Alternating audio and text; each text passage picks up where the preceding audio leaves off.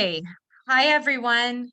Thanks so much for being here today for this Wednesday's TBHF 30 by 30. I'm Meredith Walker. I think I know everyone on this call. We are so happy to have Gary Dudley here today as our featured guest. He is the co-founder of SWBC, which is an international financial services company headquartered in San Antonio, but with employees all over the United States. I think over 2,000 employees at this point. Gary co-founded SWBC, which is now ranked, I think, as one of the largest privately held financial services company in 1976 with Charlie Amato. He's a native Texan. He attended and graduated from Sam Houston State University. He served our country in the U.S. Marine Corps.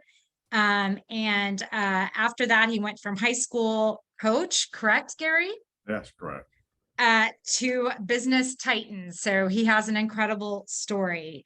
On a personal note, I'm very lucky to have a job where I get to meet some of the most amazing business leaders around our state. And one question I always get is if there's some common traits, because they all represent different industries and come from different backgrounds. And I would say the three most common is they always show up when they have every excuse not to. They're curious people. They're curious about the people they meet. And most importantly, they're kind. And Gary, you exhibit that those three qualities better than anyone I know. And we're so proud to have you as a Hall of Fame member. And I'm very honored to call you a friend. So thank you so much for being here today. Moderating this discussion is one of our alums, Joseph Cabrera, a 2018 recipient of our award when he was at UT getting his MBA. He's a graduate of West Point. He runs Cabrera Toro today, which is a company that focuses on leadership expeditions to foster team building and leadership development.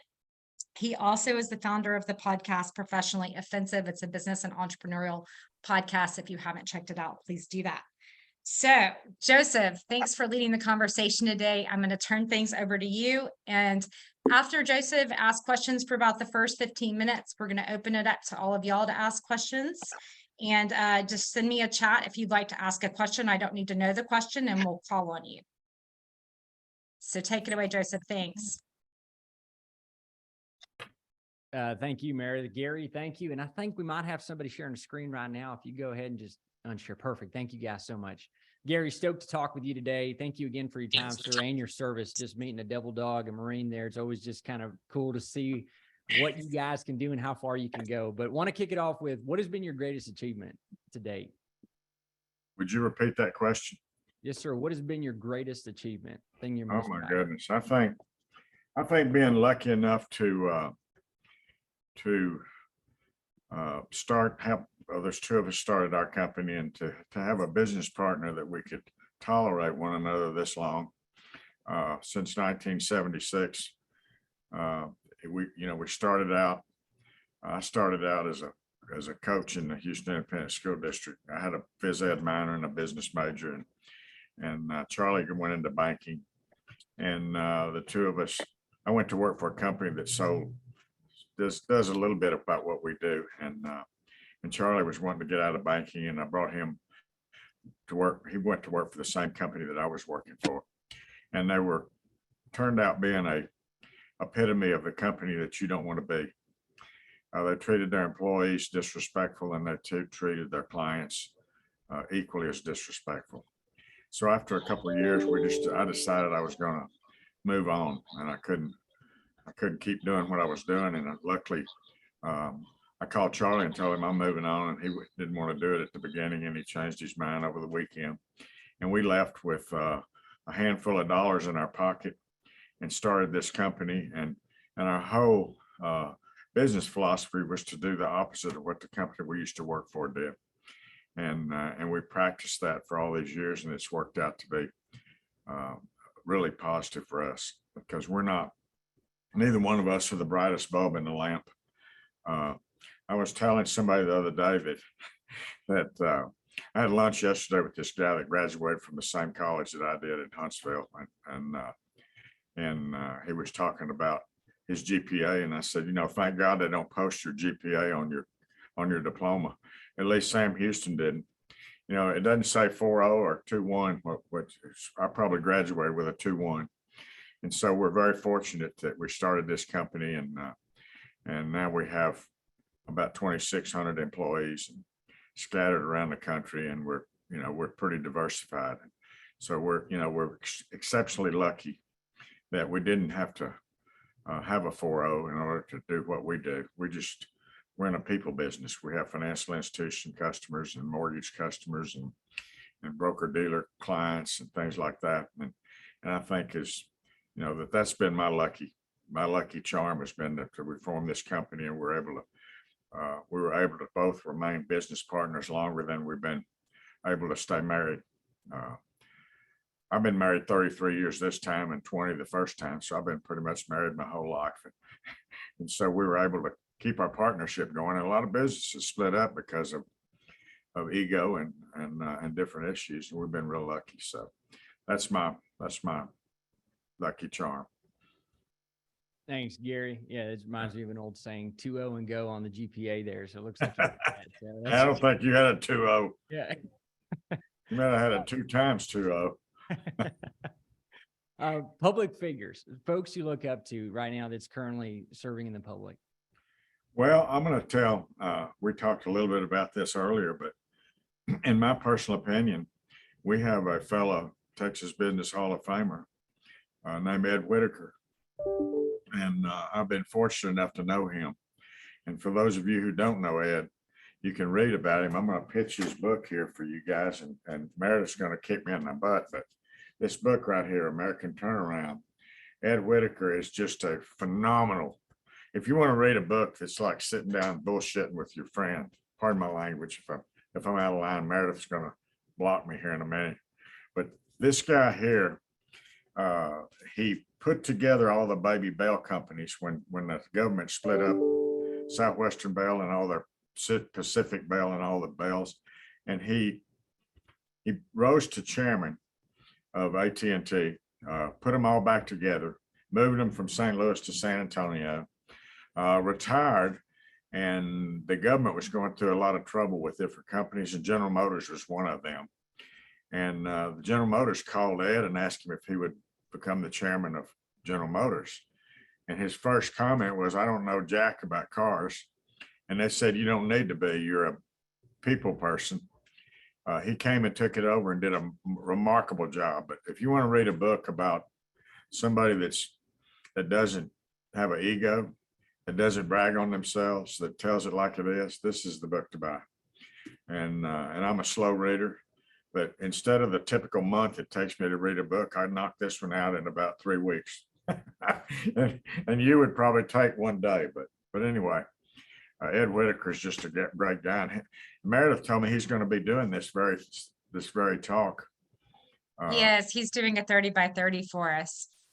I think you ought to do an hour for him. He's phenomenal. He's a phenomenal guy. If you get a chance to tune in on that one, do it.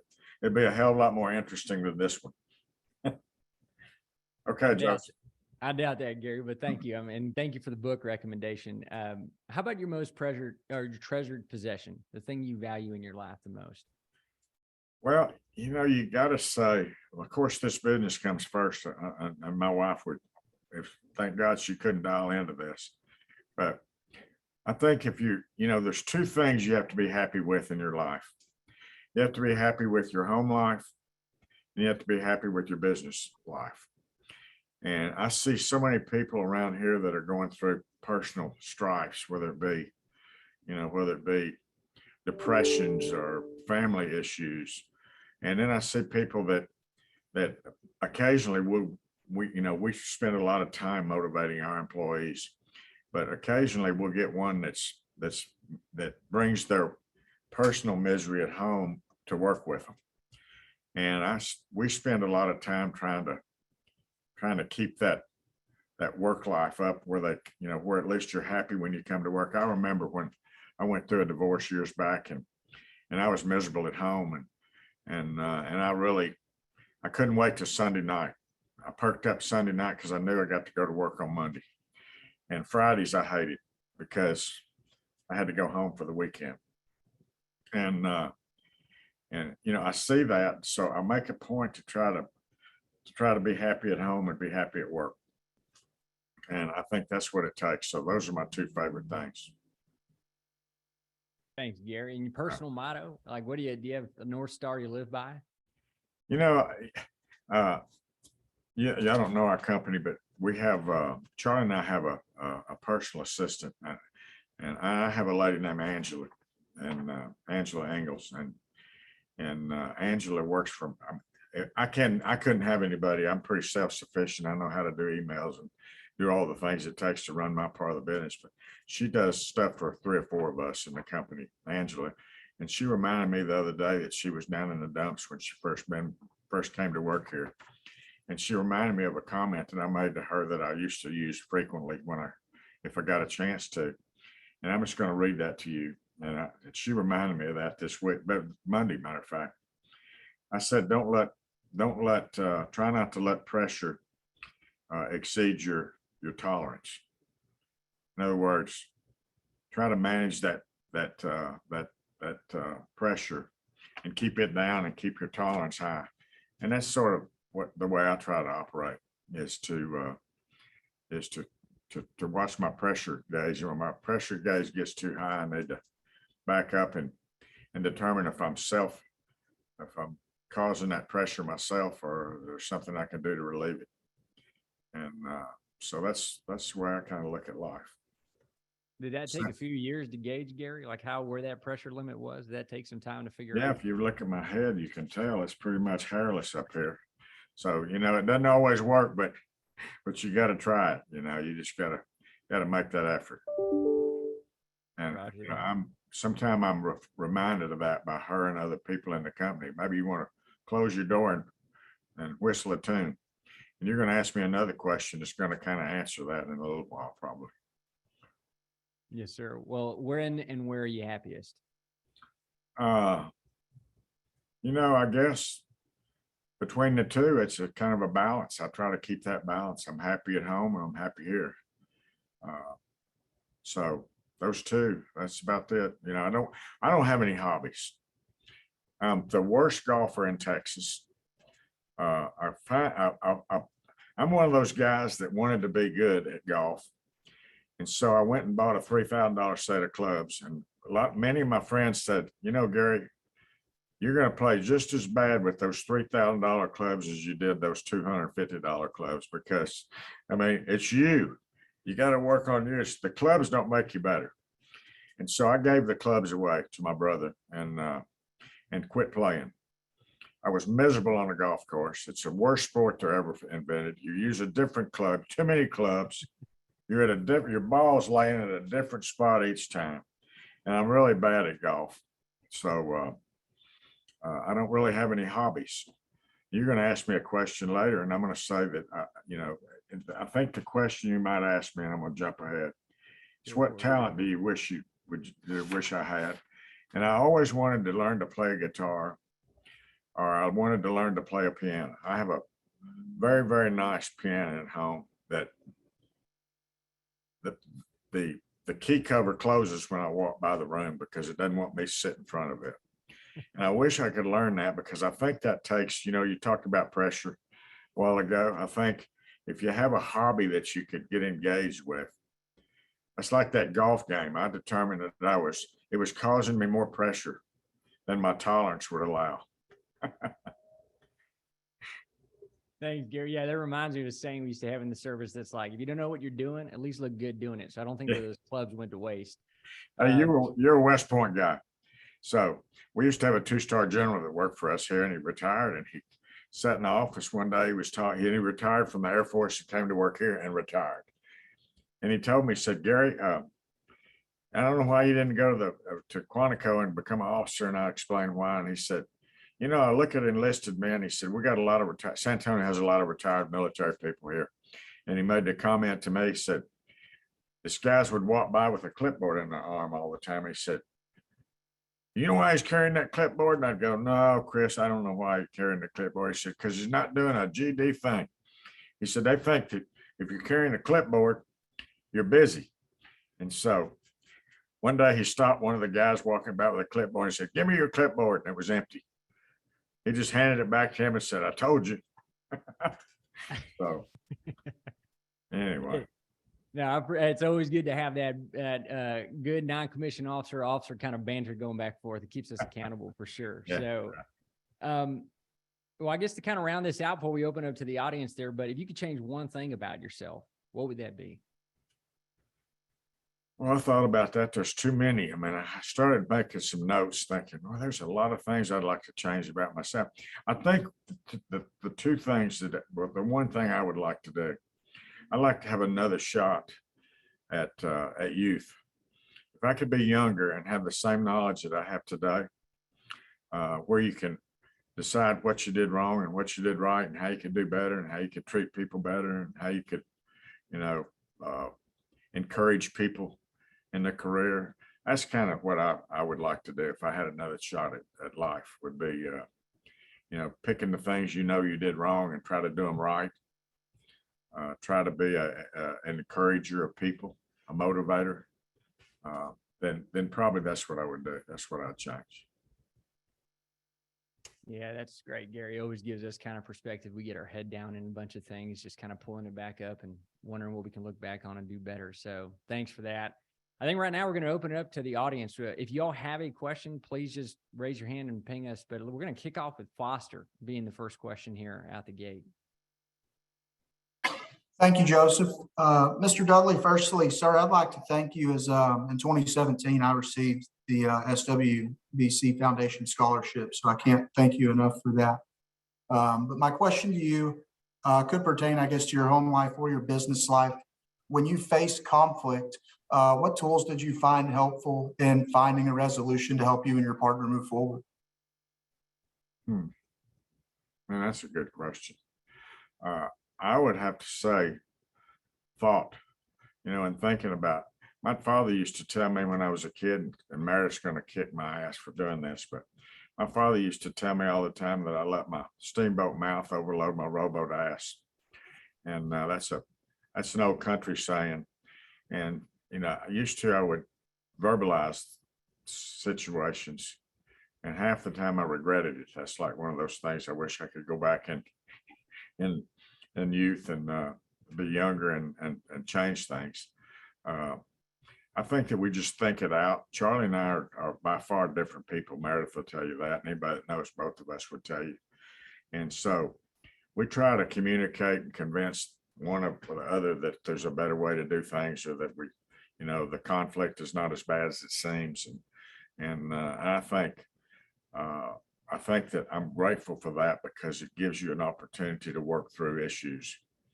Whether it be at home. Well, I don't discuss my home life with Charlie. He doesn't discuss his with me, but I think in the business field that just collaboration helps a whole lot to fix issues.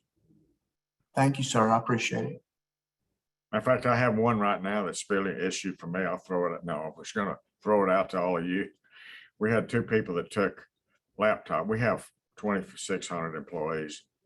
And we had two employees left the country, a husband and a wife, and took their laptops. And we're a real big cyber risk, our company, because we do business with 1,200 financial institutions. And today we have 44 million records come through our series of computers. And they took the laptops out, which is illegal for us in our company, and took them overseas. And I just found it out this morning. And then they came back and their computers were frozen, and they got mad because it took an hour and 20 minutes to fix their computers. And I wanted to really give them a verbal thrashing. And I hadn't done it yet, but I'm glad I'm on this call, because it's given me a little time to think about it. But when you have employees that do stupid things and jeopardize the whole company, and any of you that are in business and buy cybersecurity insurance, you're going to know that they probably had a 30% increase in premium this year. We had a 20% decrease in ours. Of course, it's over $1 million anyway per year, but we had a 20% decrease because we have a 26-person cyber team. So anyway, when somebody does something used to, which was probably last week, I found that I would criticize people too much instead of just saying, hey, the rules are the rules, you broke the rules. And doing that, it's difficult sometimes. Is that how you and Charlie kind of share the good cop, bad cop there, Gary? Are you the bad cop? Yeah, unfortunately, I end up being the bad cop more than the good cop, but what the hell? Somebody's got to be there. Yeah, we do that a lot. Selfishly, I know we got some other questions coming in, but when you think about the partnership there, you and Gary, would you ever do it again? Or you and, Charlie there, would you ever do it again without a partner? Or do you think that was absolutely paramount in making this I thing? started to expand on that a while ago. I think it's been a plus for me. Charlie and I, everybody asks us, because we're both 75 years old, they ask us what our succession plan is. I hear it every day. I mean, I hear it every day from either clients or prospective clients or employees.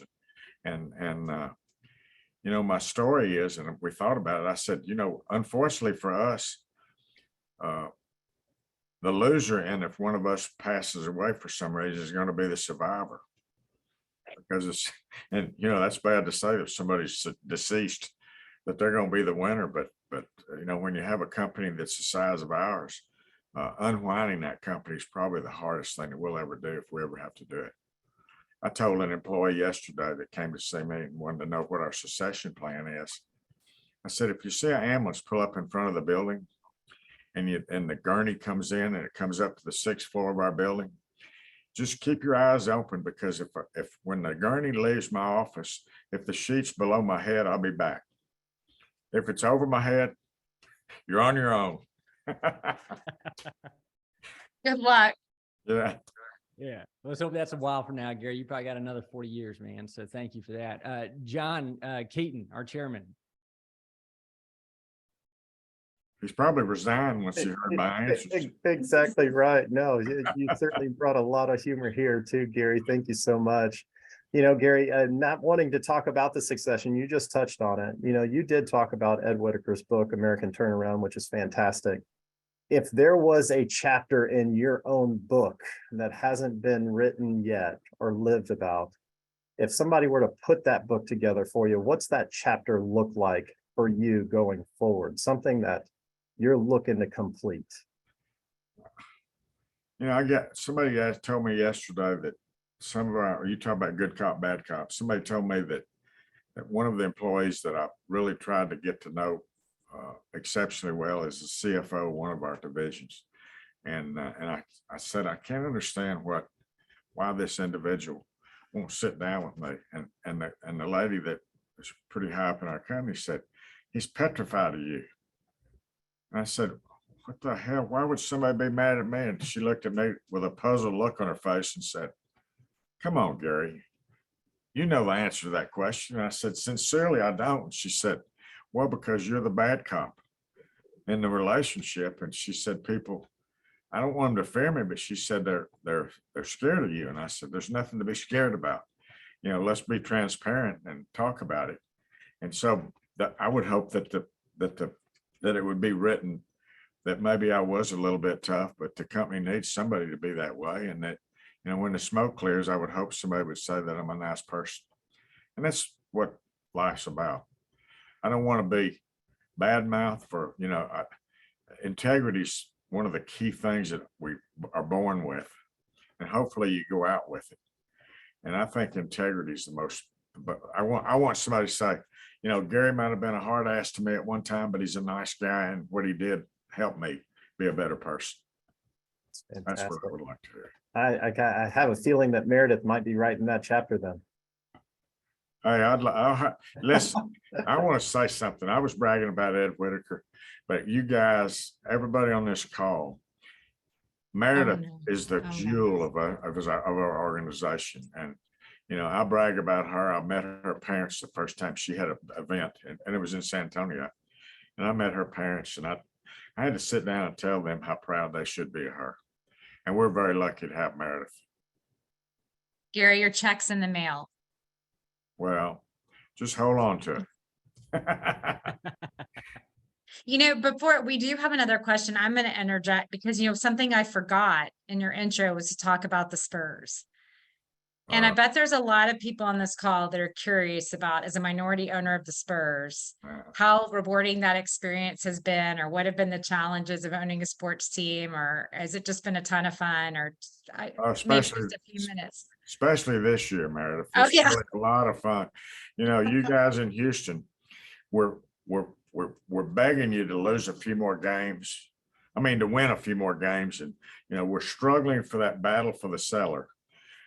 We bought into the Spurs. Red McCombs died and just had his funeral this last week, but Red decided he wanted to sell the team in 1992, and he was a football lover and bought the Minnesota Vikings. It was behind them, and quickly, I know that we're going to run out of time, but quickly, there was a guy who was going to buy the team from Red McCombs, and he was going to move him out of San Antonio. And Red's biggest business is the car business, and General McDermott was president of USIA at that time, and McDermott went and met with this guy that had already given Red a check for the team, and told Red that if he sold that team and they moved out of San Antonio, he'd never sell another car in San Antonio.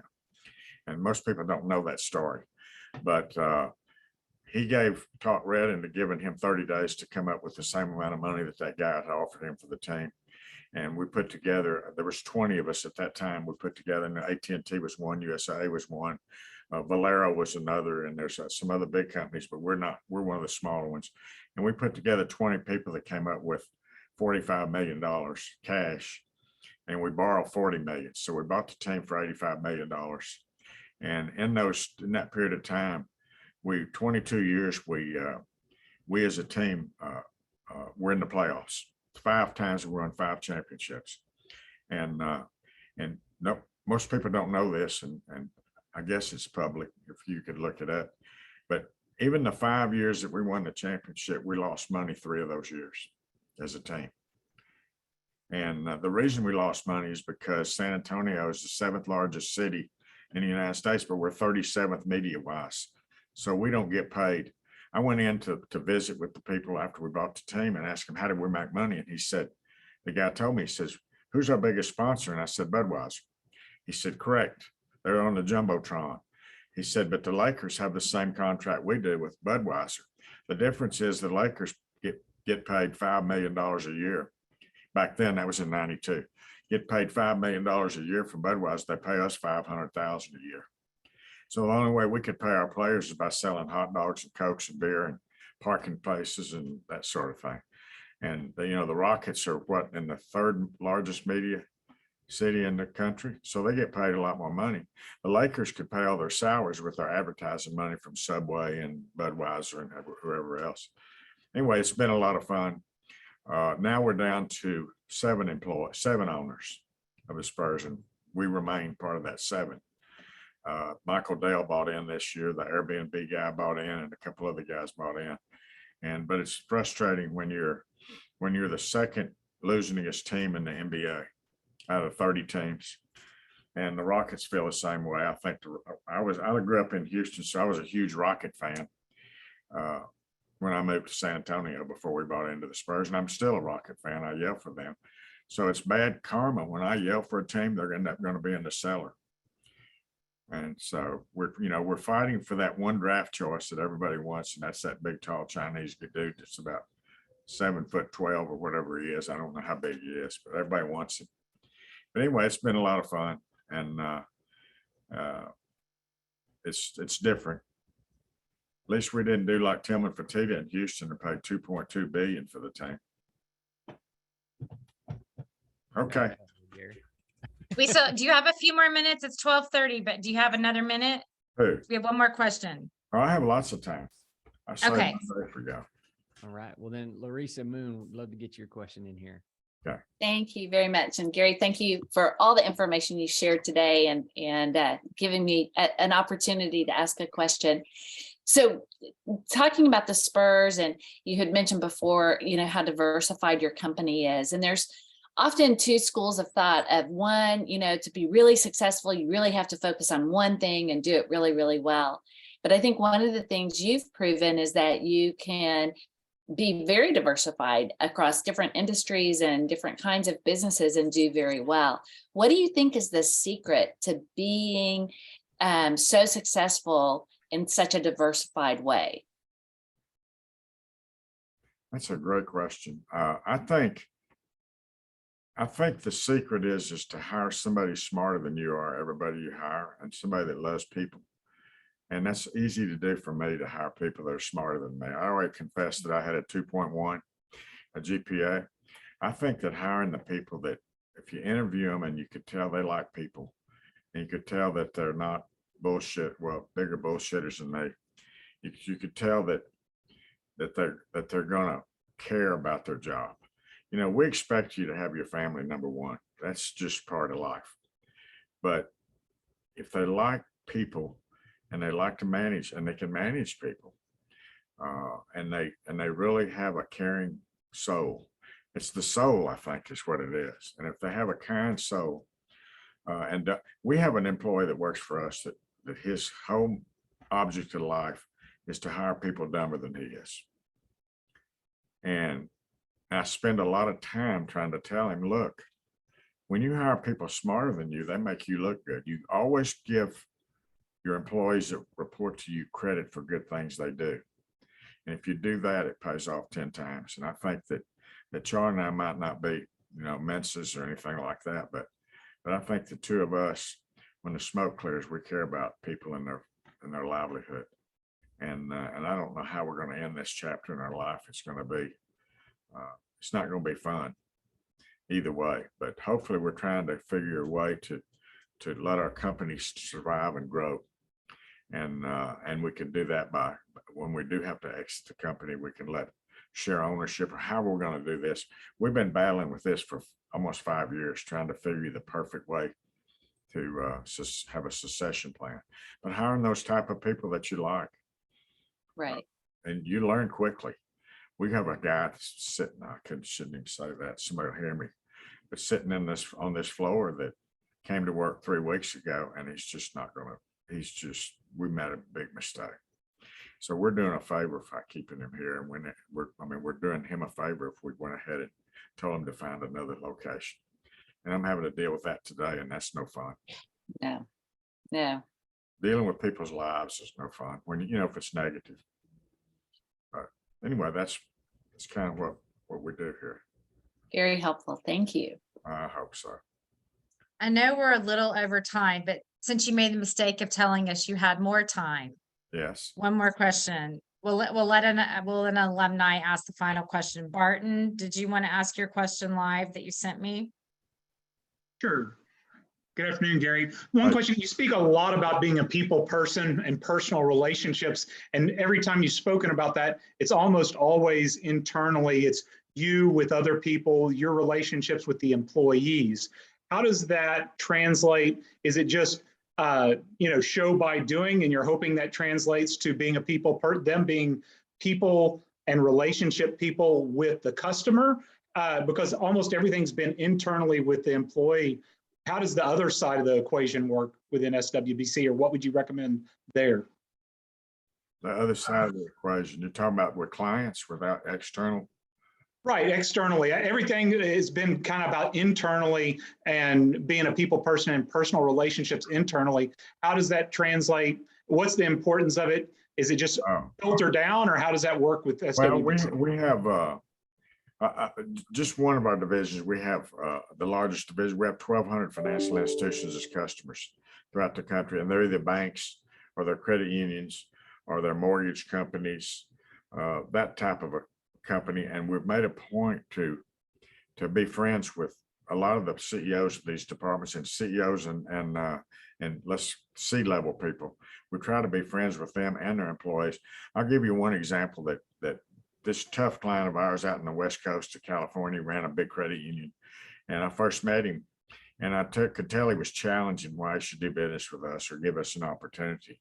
And so I was telling him, he said, "Oh, I see your business card, your cell phone number's on your business card." And I said, "Yeah, it is." And he said, "Why the hell would you do that?" He's kind of a crusty gentleman. And so I said, "Because my cell phone's with me all the time, and I answer it all the time, and I use it for an alarm clock." So he said, "Okay." So he happens to be a credit union guy that was a part-time announcer for the Sacramento Kings basketball team. And so one night we were playing California, and I came back, I got up and went to the back. I was at my house watching it on TV. And so I went to the restroom and I came back and I saw I had a call from John, this guy, this credit union client. And so I called him back and he said, he answered the phone, "You lied to me." And I said, "What do you mean, John? I lied to you?" And he said, "You told me that you answered the phone all the time." And I said, "Yeah, I made a mistake. I had to go to the bathroom and didn't take my phone with me. But I don't think you didn't want me to answer it." And he said, "Okay, okay, all right." So the next night, of course, it's 2 hours early in California, I had my phone at my nightstand, and at 2 in the morning, the phone rang. So I answered the phone and he said, I saw his name. His name is John Cassidy, by the way. And I said, "Hey, John, what can I do for you?" And he said, "Just checking," and then hung up the phone. Well, him and I have been friends, and that was probably 10 years ago. And he just retired this last year, but we stayed friends. And I have a credit union lady in Salt Lake City that's a friend of mine. Has been. A lot of these people have been friends for 30 years to us. And she calls me and talks to me about her son that was a doctor and had a stroke. And so we try to be personable with the people. And I think that you got to do the right job first, because when you're friends with somebody, quickly they tell you you're not delivering your SLAs or off your service level agreements, or you have an issue. At least they'll call and they'll tell you. If they're not your friend, they're going to make changes and they're going to give other people opportunities to do business with them. So I think, practicing that with client base and being sincere with them and saying, "Look, call me when you have an issue. We're not perfect, but we do, our average client, we have about 6 relationships with them, whether it be, in lending or in collections or in other cyber liability insurance or whatever we're doing with them. And you have to deliver. So, and that's why it's important to have those right people. I've had people call me before and say, "I talked to one of your service reps and they treated me like I'm a bum." And, and then you go back and you check, and sure enough, that person needs to go find another job. But I think doing the same thing to the customers is important. Well, Gary, thank you for giving us extra time today, and thank you for doing this. Well, no, thank you. And did we have more than 6 people? We had a lot more than 6 people. And Hey. so thank you everyone for being on this call and for the good questions. And Gary, seriously, thank you for participating in this. We're grateful to you. Hey, don't forget Ed. And don't forget his book, So Humble, promoting another Hall of Fame member on your 30 by 30. And next week, I think we're featuring Carlos Alvarez. If y'all don't know Carlos, he's also based out of San Antonio. He's the owner of Gambrinus, which is the brewer of Shiner beers. He is I believe the only Mexican national to be inducted into the Texas Business Hall of Fame. And he is just a fascinating guy. So we're looking forward to next week. Thank you for this week. And we'll see everyone soon. Wait a minute. Oh, wait, he has to promote yes. Okay. That's our liquor. So Charlie and I's newest investment, we bought into a company that's in Fredericksburg. It's 109 years old. 109 acres of land in Fredericksburg at Luckenbach Road and 290. And our newest product is this Luckenbach Road whiskey. And if you give it a try, I think you'll like it. So I've got to promote our whiskey. What's it called? Check it out. What kind of whiskey? We got a rye. We have a straight rye. We have a light whiskey, a light bourbon, and a 10-year-old bourbon, and they're all really good. And, which one's your favorite? And we have tequila. So anyway, I don't, quite frankly, I don't drink that much anymore. But the rye is a really good whiskey, and I'm really not promoting it that much. We're not a huge investor in it, but we do own part of the land and some of the development. So come see us in Fredericksburg. Bye-bye, y'all. Meredith,